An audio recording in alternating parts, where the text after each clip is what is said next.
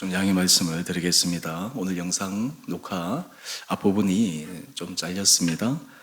오늘 큐티 말씀은 열왕기상 1장 38절에서 53절까지입니다. 우리 개인적으로 읽으시고 함께 말씀 묵상하면 좋겠습니다. 제가 앞에 설교했던 것을 다시 요약해서 말씀을 드리면 오늘 큐티의 제목이 권력을 쫓는 사람과 하나님의 뜻을 쫓는 사람입니다. 선택의 중요한 기준을 우리는 하나님의 뜻을 쫓아 살아야 합니다. 한 페이지 넘겨보시면 묵상 에세이 밑에 조지 밀러의 글이 있습니다. 선택의 기로에 섰을 때 유일한 행동 규칙은 주님의 말씀이라는 절대적 정의가 되어야 한다. 모든 선택의 기준에서 주님의 말씀이 상대적 기준이 아니라 절대적 기준이 되고 절대적 가치가 되는 것, 이것이 참으로 중요합니다. 아도니아가 왜 인간적인 실수를 하고 그의 인간적 시도가 소위 3일 천하로 끝나게 됩니까? 그 선택의 기준이 주의 말씀에 있지 않았고 지극히 인간적인 생각과 방법에 있었기 때문입니다. 오늘의 말씀을 한번 살펴보십시다. 38절 이하의 말씀을 보면 어제 우리가 함께 묵상했던 것처럼 다윗은 하나님의 뜻을 분별하고 선택한 다음 지체하지 않았습니다. 바로 즉각적으로 행동하게 됩니다. 어제도 말씀을 드린 것처럼 우리 믿음의 사람은 하나님께서 주시는 감동과 때로는 하나님께서 우리에게 일깨워 주시는 그 깨달음, 그것을 알고 인정하고 동의하는 차원에 머무는 것이 아니라 그것을 즉각적으로 실제적으로 행동하고 적용하고 실천해 가는 것이 참으로 중요한 믿음의 방법임을 묵상했습니다. 다윗이 솔로몬을 왕위에 다음 왕으로 지목하고 또한 그것을 공개적으로 공포하기 위해서 행하라고 한 일을 차곡차곡 진행하고 있습니다. 38절 이하의 말씀을 보면 제사장 사독과 선지자 나단과 요야의 아들 분하야와 또 여러 함께 내려가는 사람이 솔로몬을 다윗 왕의 노새에 태우고 그에게 기름을 붓고 모든 백성에게 솔로몬 왕이 다윗 왕의 후계자임을 공표합니다. 그랬더니 백성이 솔로몬 왕의 만세를 부르며 기뻐하게 됩니다. 우리 그 다음 말씀을 한번 볼까요? 40절인데요.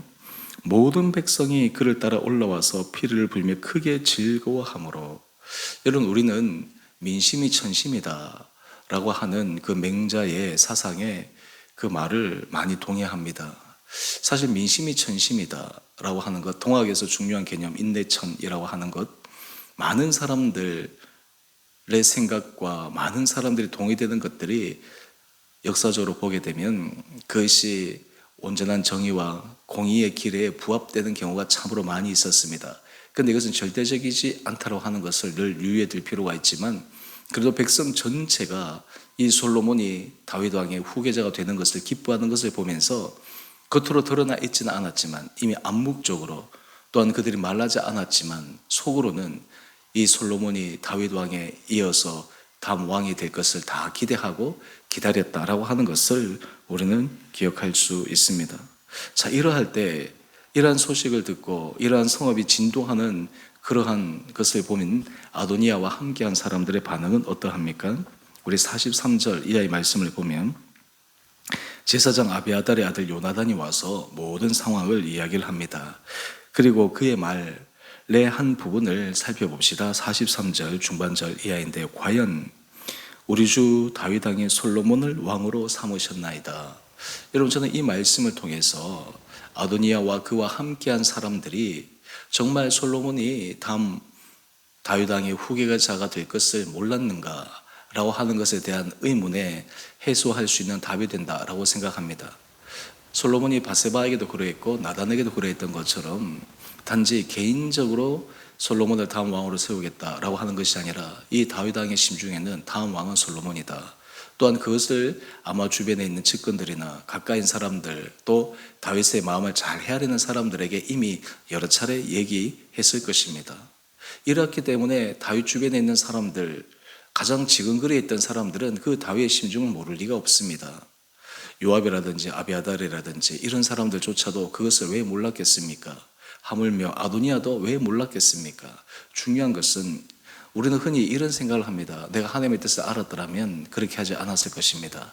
그런데 가만히 돌이켜 생각해 보면 하나님께서 우리에게 알려주시지 않는 것이 아닙니다. 하나님께서 우리 마음에 이미 깨닫게 해주시고 알려주신 것이 있습니다. 하지만 중요한 것은 우리는 그 하나님의 뜻을 내가 애써 무시해버린다라고 하는 것입니다. 내가 하고 싶은 것이 있기에, 내가 원하는 것이 있기에 하나님께서 말씀해 주셔도 거기에 귀를 기울이지 않았던 것입니다. 바로 아도니아와 그와 함께한 사람들이 그러했습니다. 지금 백성들 가운데 솔로몬이 왕위에 등극하자 이제 아도니아와 그와 함께한 사람들은 자신들이 행한 일이 얼마나 큰 화를 불러올지 짐작할 수 있었습니다. 뿐만 아니라 우리 46절 이하의 말씀을 계속해서 보십시다. 이제 솔로몬은 왕좌에 앉아 있습니다. 여러분, 여기서 대비되는 솔로몬과 아도니아의 모습을 한번 살펴보십시오. 솔로몬은 왕위에 올라가기 위해 그가 한 것은 아무것도 없습니다. 인간적인 술수와 방법을 사용하지 않았습니다. 오히려 아도니아는 지금 형제들 가운데 자기가 실제적인 장남으로서 더 우위에 있었던 것처럼 보였고, 또 능력도 있는 것 같고 사람을 설득할 수 있는 그러한 실력도 있었던 것 같습니다. 그렇기 때문에 아도니아는 인간적인 방법을 사용한 것입니다. 우리는 세상적으로 생각하면 아무 일도 하지 않는 솔로몬, 그리고 인간적인 능력과 수단과 방법을 동원해서 자신의 일을 도모하려고 하는 아도니아, 세상 기준을 보면 아도니아 같은 사람이 성공할 것처럼 보입니다. 그러나 하나님 앞에서 사람의 인생길을 살펴보면 인간적인 방법으로 잠시 성공하는 것 같지만 그 성공은 그렇게 오래 지속되지 않습니다. 오히려 아무것도 하지 않은 것처럼 나약해 보이고 아무것도 할 수 없는 연약한 자인 것처럼 보이지만 실제로 하나님께서 그러한 사람들을 통해서 일하고 계심도 우리는 솔로몬을 통해서 확증할 수가 있습니다.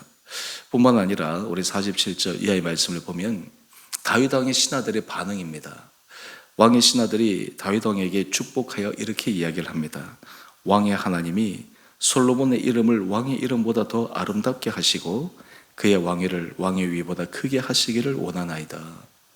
다윗을 보좌했던 많은 신하들이 이 다윗이 결정한 솔로몬의 다음 왕, 이것을 기뻐했다라고 하는 것입니다. 이것을 인정했다라고 하는 것입니다. 여러분, 이것을 통해 우리가 확인할 수 있는 것은 무엇입니까? 하나님의 뜻이 사람의 생각과 완전히 다르게 진행되는 경우보다는 많은 경우에는 하나님 앞에서 하나님 앞에서 영적으로 깨어있는 사람, 모든 상황들을 정확하게 분별하는 사람, 그런 사람들에게는 어떤 일들이 진행되어 나갈 때 이것이 하나님께서 하시는 일이구나, 이것이 하나님께서 이루어 가시는 방법이구나 라고 하는 것들을 느끼고 깨닫게 하신다라고 하는 것입니다. 다윗 왕을 보좌했던 왕의 신하들이 당시 그 사회적으로 얼마나 똑똑한 사람이었겠습니까? 얼마나 세상적으로도 유능한 사람이었겠습니까? 다윗이 보기에도 신실한 사람이었겠습니까? 이런 사람들이 보기에도 이 다윗이 결정한 것이 순리였고 또한 그것이 하나님 앞에서 아름다운 것이다라고 하는 것을 받아들인 것입니다. 우리가 주님의 뜻을 따라간다라고 할 때 많은 사람들이 인간적인 생각과 방법으로 그것이 너무나 힘들고 어렵고 그것이 성취되지 않을 것이다 라고 하는 지레짐작, 스스로 인간적으로 판단할 때가 많지만 지나가 보면 그것이 최상입니다. 그것이 최선의 선임을 알 수 있게 됩니다. 뿐만 아니라 이러한 신하들의 축복의 말에 다윗의 고백을 한번 보십시다. 우리 48절 말씀인데요.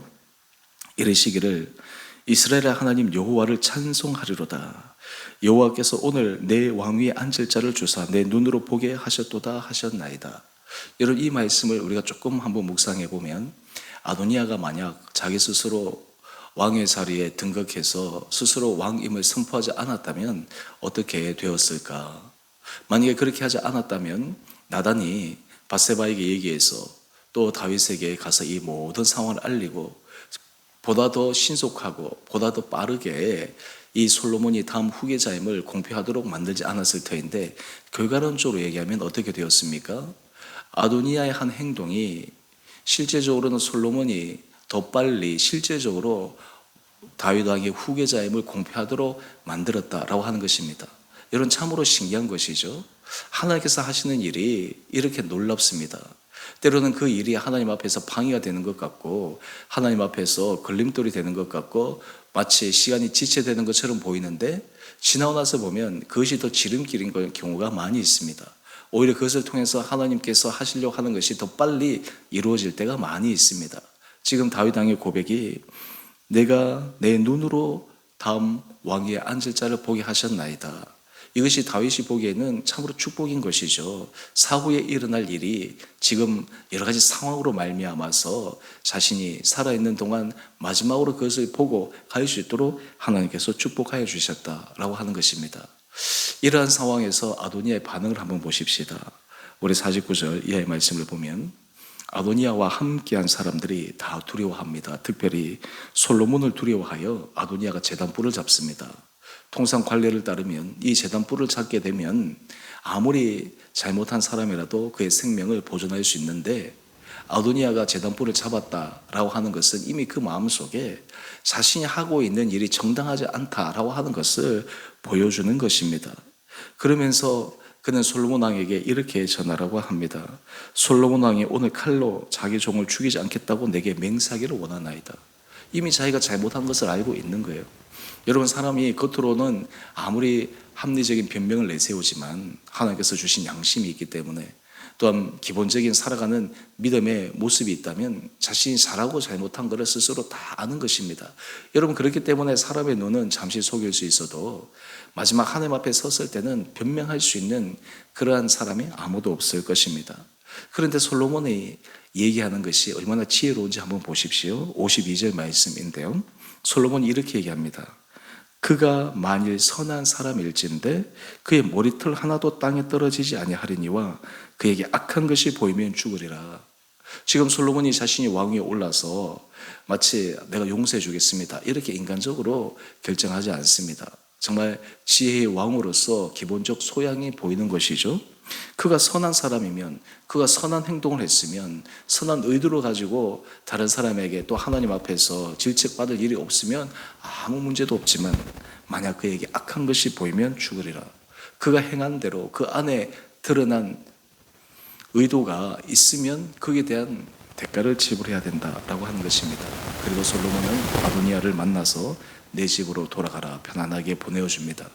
여러분, 오늘 이런 여러 가지 상황들을 함께 묵상하면서 우리도 하나님 앞에 은혜를 구합시다. 하나님, 내 인생이 주님의 뜻을 따라 살아가는 것이 귀하고 중요하다라고 하는 것을 잘 아는데, 특별히 이 아도니아의 삶의 모습을 반면교사 삼아 우리가 하나님 앞에 더욱더 주님의 뜻을 묻고 조지 밀러가 얘기한 것처럼 우리 선택의 중요한 기준이 주의 말씀임을 잊지 않고 살아가는 은혜를 허락하여 주옵소서.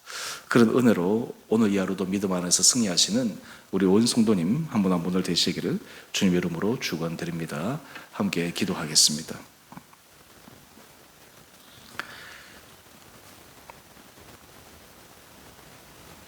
사랑의 주님, 참으로 감사합니다. 오늘 아도니아의 모습을 통해 인간적인 방법과 인간적인 생각으로 자신의 인생을 걸어가는 사람의 결론이 어떻게 되는지를 함께 묵상했습니다. 우리에게 은혜를 도와여 주셔서 우리가 세상을 쫓아 인간적인 방법으로 살아가는 것이 아니라 날마다 주님의 뜻을 묻고 깨달아 주께서 기뻐하시는 거룩한 길을 걸어가므로 우리 온 사랑하는 성도들이 하나님 앞에 축복받는 귀한 삶 되게 하여 주옵소서. 오늘 한 날 하루 삶도 우리 성도들을 하나님께서 눈동자처럼 지켜주시고 영육간에 강건케 하여 주시고 심령의 평안의 은혜의 복을 더하여 주시며 모든 걸음걸음마다 주님이 동행하심으로 우리에게 기쁨과 감사가 넘치는 은혜 하루 되게 하여 주옵소서.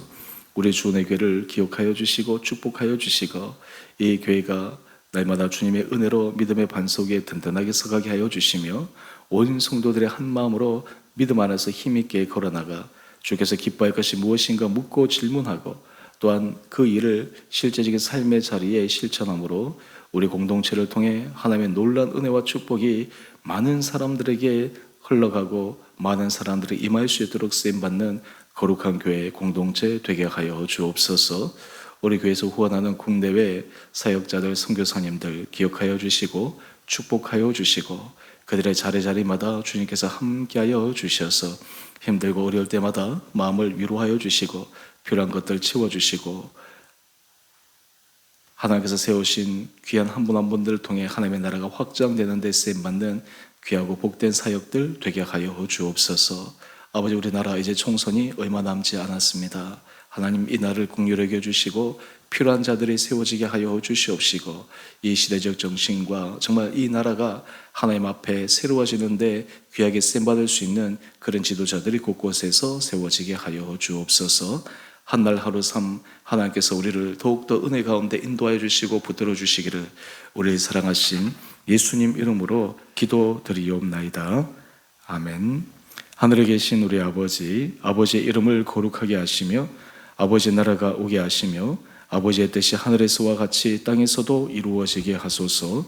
오늘 우리에게 일용할 양식을 주시고 우리가 우리에게 잘못한 사람을 용서하여 준 것 같이 우리의 죄를 용서하여 주시고 우리를 시험에 빠지지 않게 하시고 악에서 구하소서.